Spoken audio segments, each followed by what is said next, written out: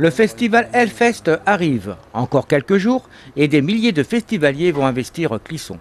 Petit point sur les préparatifs et les nouveautés.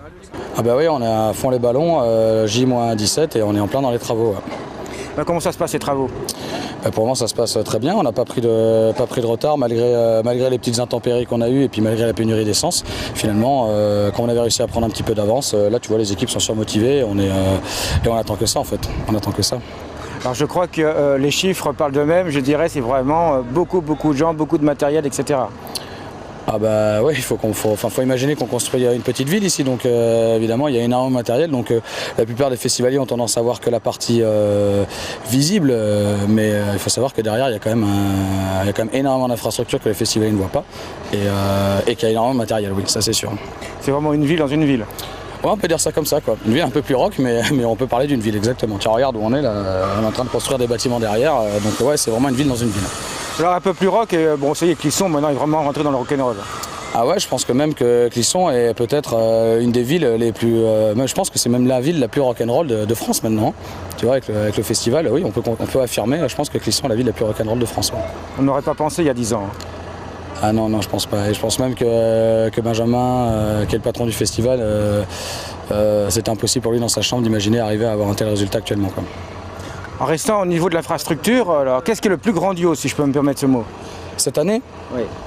Cette année, les plus gros travaux vont être sur la zone qu'on appelle nous la War Zone, qui est la scène qui est essentiellement focalisée sur les musiques punk et hardcore.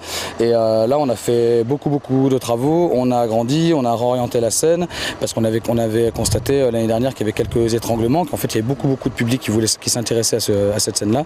Et c'est un de nos plus gros chantiers. Après, on a agrandi. On est sur la zone du LCT Square ici, et c'est vrai que la zone a été aussi agrandie, on rajoute une rue avec une nouvelle zone qu'on va appeler le Hellgate, et il va y avoir aussi des modifications sur des conforts de logistique et aussi sur l'espace restauration et bien évidemment sur la scénographie.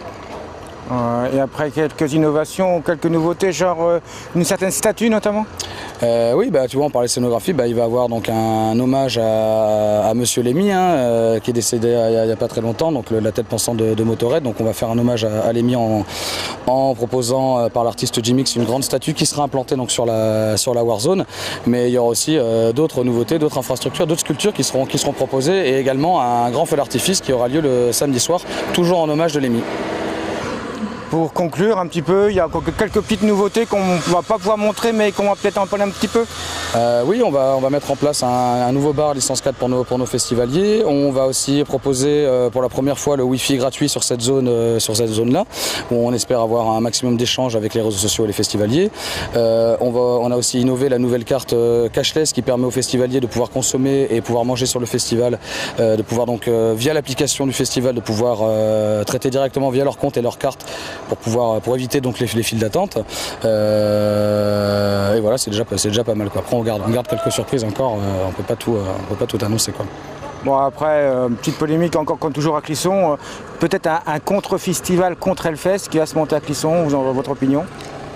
Oh non, je pense pas maintenant. Je pense que contre festival, non. Je pense que maintenant tous les Clissonnais sont bien contents. De pouvoir participer à l'aventure, parce qu'on est sur une grande aventure humaine, et que tu vois, nous on a beaucoup de bénévoles qui participent à l'opération.